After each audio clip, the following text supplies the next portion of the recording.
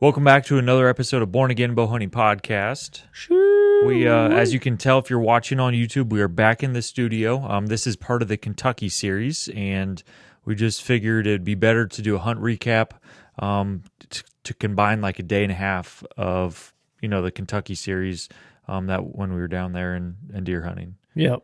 So we actually just made it back into Ohio. Obviously, we're in the studio, and we kind of wanted to give you guys an update on what happened for day 2, and then day 2.5, I guess, because our original plan was to hunt Monday night. Today is Monday as we record this, but we started thinking with our work schedules and everything, Tuesday, and just the deer decline from us running around like a bunch of chickens with our heads cut off all over the property.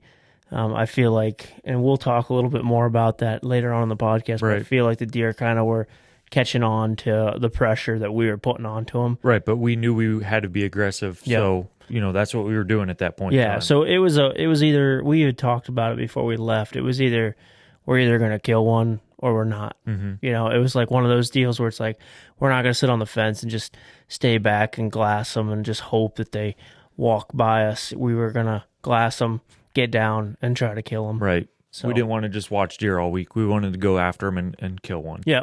But before we get into the meat and taters of the podcast, we'll do a quick little ad read. I'll start with WiseEye. You guys know that they came out with 2 new cameras this year, the Datacam 2 and the Minicam 2. If you're looking for a more budget-friendly camera, they came out with a fantastic budget-friendly camera this year. That's obviously their cell camera that's tried and true. And if you're looking for more of that top-end camera, the Datacam 2 is what you're looking for there.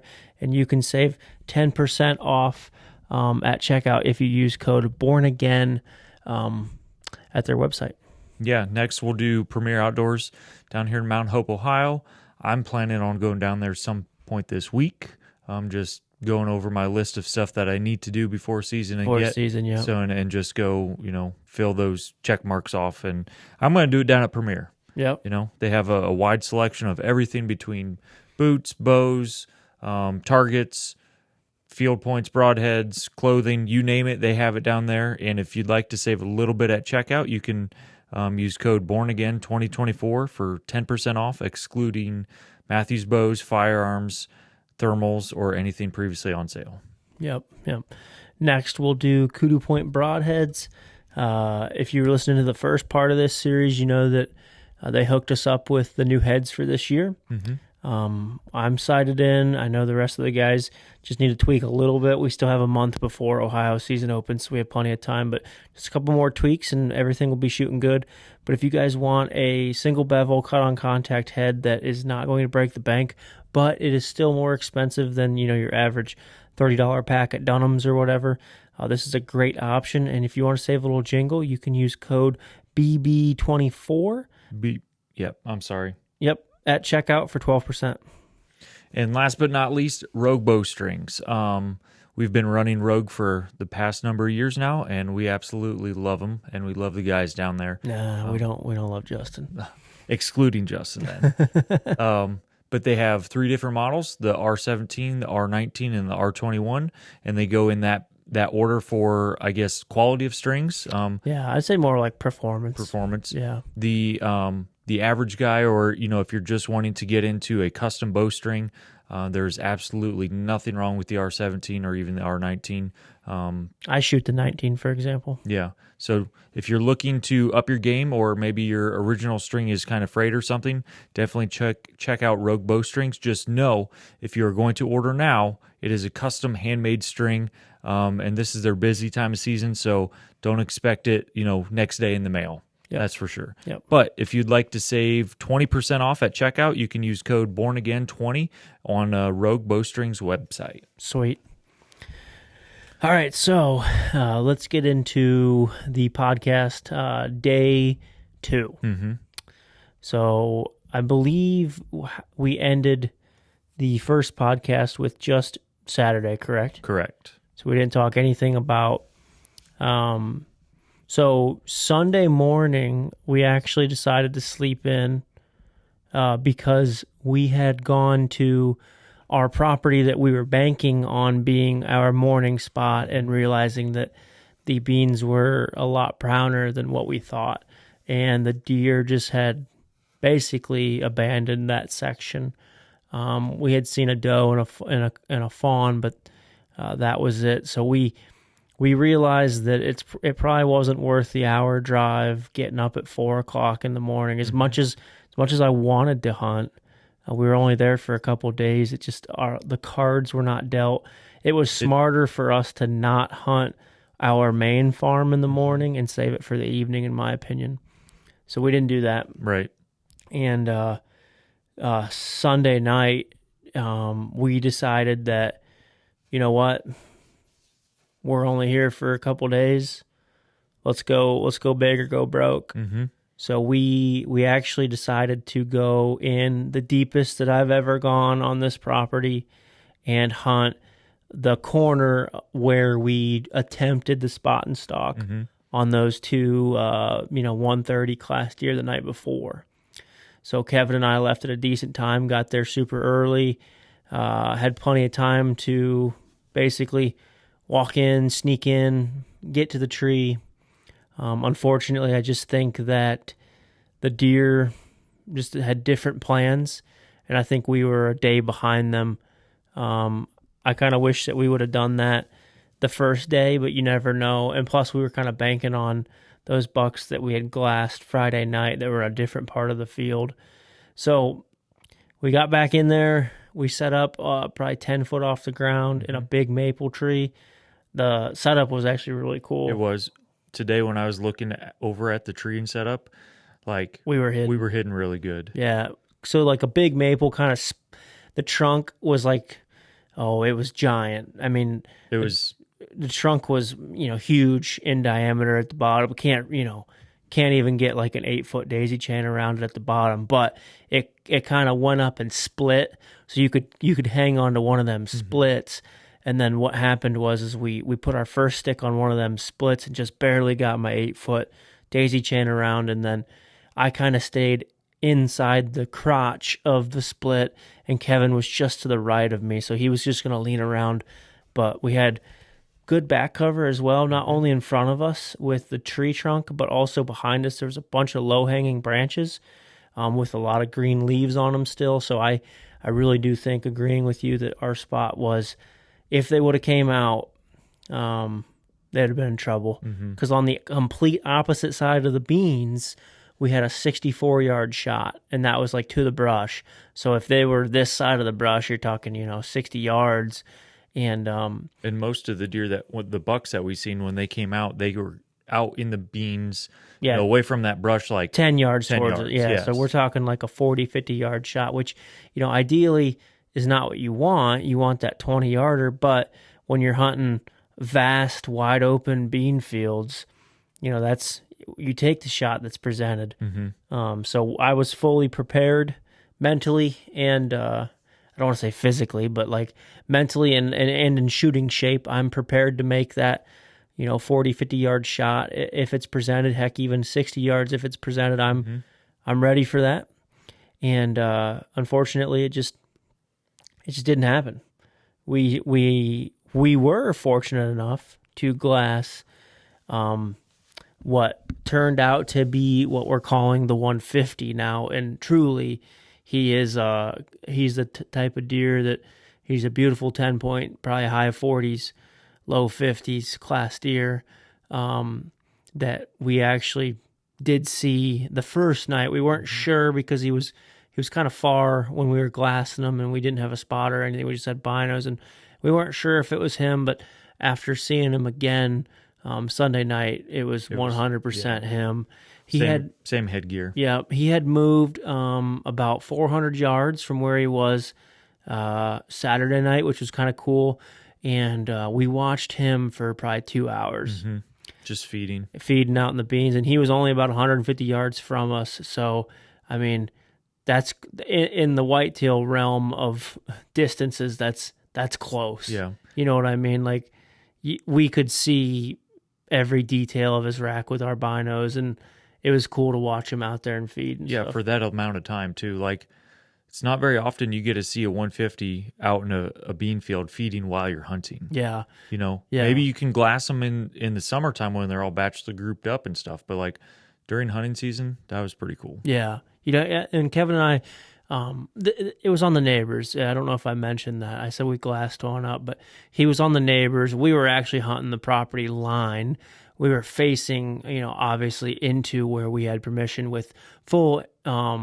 I don't think we could have shot behind No. those branches anyhow. No, truly we wouldn't have done that. But No. we had full intention on shooting in front of us. The way the wind was, we just had to get to the property line. And the only reason why we were hunting the property line is because there was a few trees that were available to get into that were like right on the fence. So we just climbed up in there and full intention on shooting. And actually, Kevin and I were talking. It's funny if that 150 only knew how close he was to death 2 nights in a row, if there wasn't some ethical dudes in the tree, because there was like a swale or like a almost like a drainage in the field, but it was still planted in beans, but it was almost like just a low spot, but it was significantly lower. Like we're talking 5-6 feet lower than the rest of the field. And he was flirting right on the edge of that. So Kevin and I were actually joking in the tree. We're like, dude, if we weren't good people, like you could jump out of the tree, which he, if you were smart about it and waited until he, turned the other way or bedded down, we could have got down, jumped in that little drainage, and he was 20, 30 yards from that. Yeah, you could have got super close. We could, and he probably would have heard us coming, etc. But at least we would have. It wouldn't have been hard to attempt to go after him. The game plan on paper would have worked out. Yeah, on paper it would have been, but he got the pass because he was on the neighbors. Yep. And we, as much as I'd love to harvest a deer like that, like we were talking in the first episode, you got to do the right thing. And even though we're in the middle of nowhere and nobody would have known and nobody probably would have even seen, we would have known. We would have known, and that's not what we want to do. So even though he would have been my biggest out-of-state buck and just an absolute beautiful deer to harvest,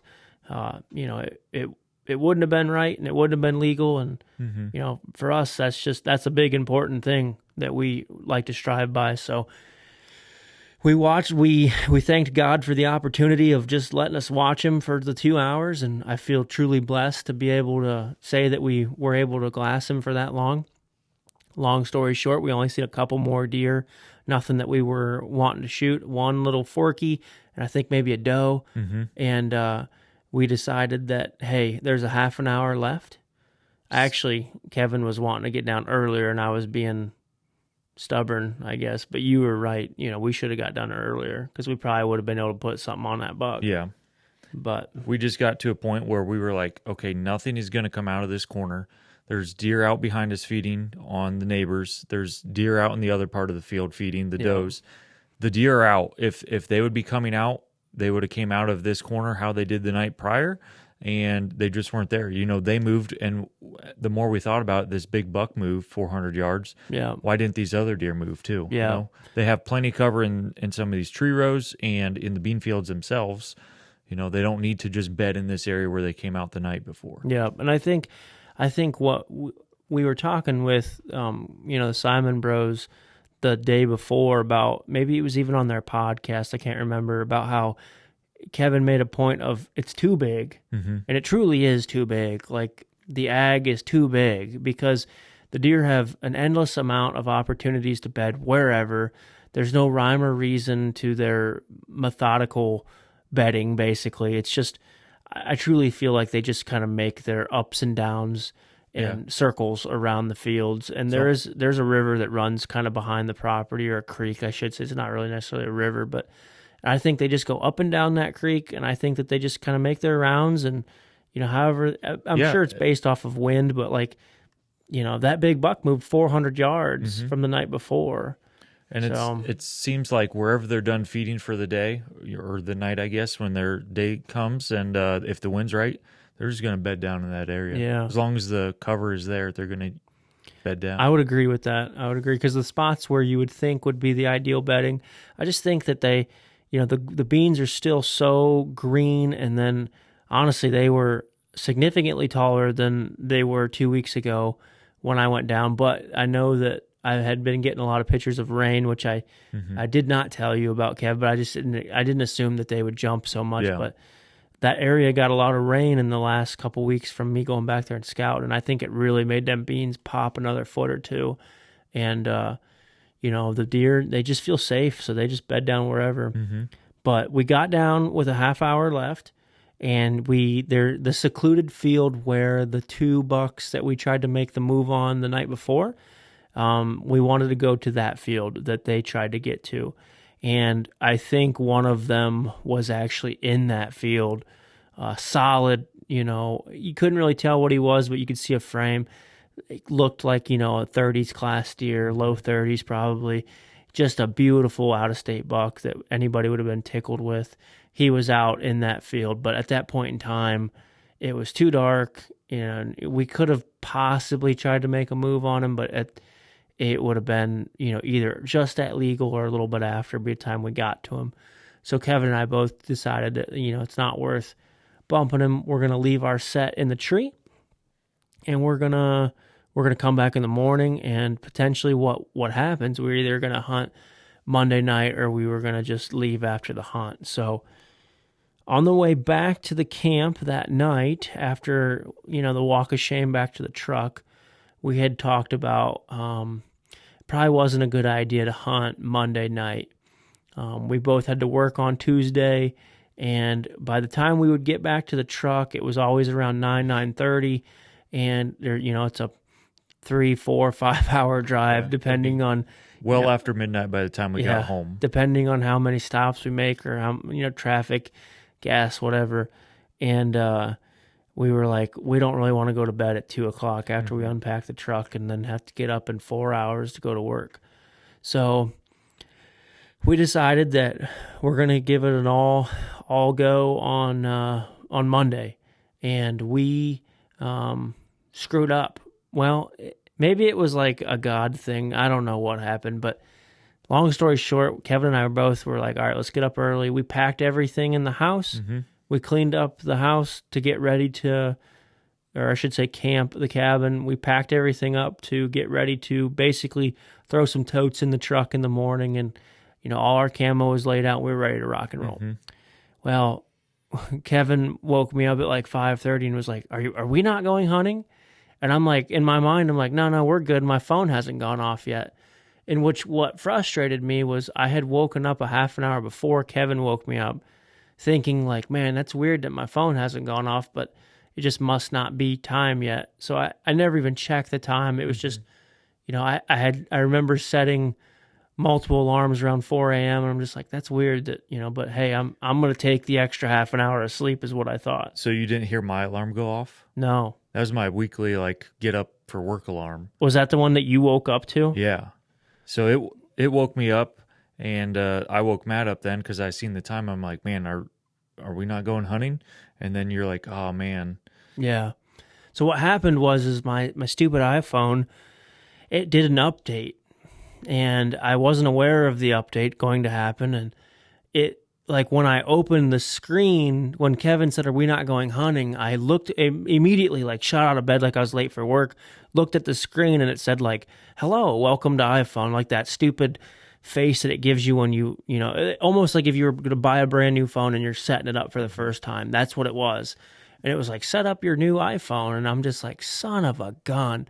So I think what happened was the update just kind of reset some things, and it didn't, which is frustrating to me, but it's, I can't do anything about it. So I went through the little prompt of skip all this nonsense, and it finally came back to my regular phone, and, it was 5:30, and we actually laid in bed for a minute, and I was just like, I'm not sure if it's worth it. Do we just pack up and just leave? I was very frustrated. And then finally, I think Kevin was like, we're here, let's try to do something. And I agreed to it and was like, all right, let's go. I know we're going to be just on the edge of getting there in time, but let's try.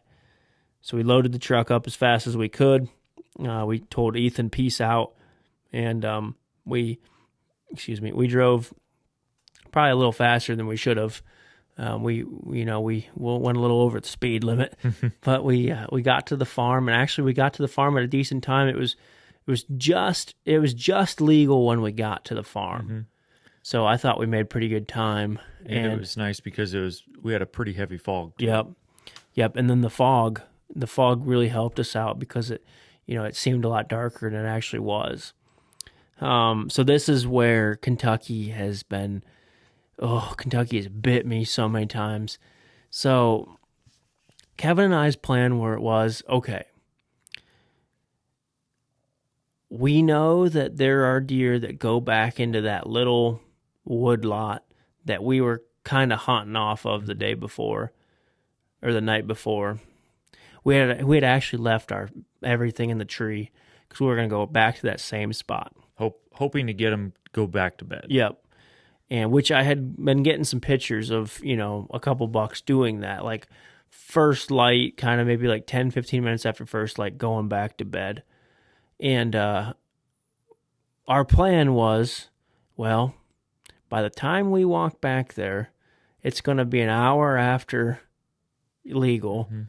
They're already going to be in their bed because I'd never gotten a picture, past, 15, 20 minutes after legal, bucks going back into that little thicket. So I'm like, well, why don't you just wind bump it to me, Kev? Like slowly just wind bump it and then like maybe walk through it. And I mean, we weren't going to hunt in the evening.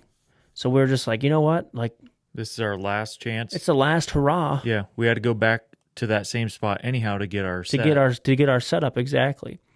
So we both agreed that, that's the best thing that we can do. We were actually going to move a camera on the way. There was a camera in between where we wanted to go that we were going to grab and actually move. And classic Kentucky. Kevin and I are walking in. We get maybe like a fourth of the way, and there's like a little CRP kind of field that we have to cut the corner on, and then like hop back into another tree line. It's basically right where our observation tree was on Saturday night where we glassed all them bucks. And we have never seen a deer in that stuff, even though every time we walk through it, we're like, man, this looks good. Yeah. And we discuss that every time. Like, why is there no rubs on these trees? Why have we never bumped a deer? Why haven't we glassed a deer? Yep. It looks too good. It's too textbook. It's like the textbook, oh my gosh, this is where a big one's living, but there's no sign of the big one living there. Yeah. So like, and that's a classic, like, you can't kill a ghost. So even though the terrain and the way the way the land is, and like, it's textbook, big buck, screams big buck, but he's not in there, according to sign. And we might have bit ourselves in the butt because if you ever talk in absolutes in the whitetail world, God will humble you. Because we were a quarter of the way in, kind of just like, we weren't being loud by all means, but we were just kind of walking, like not... No, but we had a destination in mind and a game plan of what we were going to do. Exactly. We were far from where we wanted to do it. We were covering some ground. Yeah, we were like 500-600 yards from where we wanted to be. Oh, at least 600, yeah. Yeah, if not more. We were, let's say 800 just to be safe. We're 800 yards from where we want to be, and I'm glassing beans. Nothing. We hop into this like CRP cut, and we're just kind of walking along. And there's a spot in the CRP where you can kind of walk around a bunch of shrub, and then there's like a straight line next to a tree line that you can see 100 yards maybe. Pretty good transition. Yeah. So in the back of my mind, I'm like, okay, Matt, just slow down a little bit when you get to that spot, glass. Odds are you're not going to see anything, but just don't be dumb.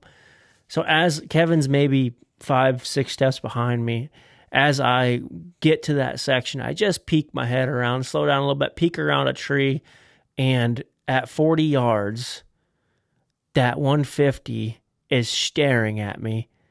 And he was so close that he probably saw the whites of my eyes, and I definitely saw the whites of his eyes, because when we both made eye contact, my eyes got big and his eyes got big, and he never blew or anything. He just, typical big buck fashion, he just turned, bounded a couple times, and then, out of our lives. He was out of there. So I got some good footage of that. So I was just filming you going through the CRP just for it, Just the for story. B-roll, yeah. And I zoom in on your face, and you turn around. You're like, "Big buck, stop!" Like it was perfect timing. Yeah. Yeah, it's unfortunate because I think I looked at Kevin and it was just like, Yeah, and like pointed, yeah. And at that time, he had already taken off and like he was gone. And it just goes to show that, you know, Kevin and I were talking about like what did we do wrong? And yes, we weren't necessarily still hunting our way in. We probably should have been, but we were also so far away from where our quote unquote destination was of where we thought that they would be that we weren't in the game mentally. Yeah, we weren't in the game mentally. And looking back at it, we should have known better. We were, you know, half an hour late, and we should have just still hunted the whole way in. And we were really anticipating like, we'll just check these beans and see. The sun was just starting to melt some of the dew off, and the sun was just kind of peeking over the mountain, and I should say the foothills, I guess, but to us they're mountains because we're, you know, flatlanders from Ohio. Yeah. But you know, the sun was just poking over the foothills and like burning the dew off, and fog was starting to lift, so we were really looking through the beans, and I guess that was just the last. I mean, logically, people listening to this are probably like, yeah, that's where they're going to be. But trust us, we also agree with that, but we have yet to see a deer in that. In any situation, even like, you know, even with the right wind and the right setup, and we've actually set up in prior years, we've set up 100 yards from that location, anticipating deer coming out of it, and they never do. Never had anything. We've never had them come out, so we've always kind of just wrote it off of like, man, it looks so killer, but for some reason the deer don't like it.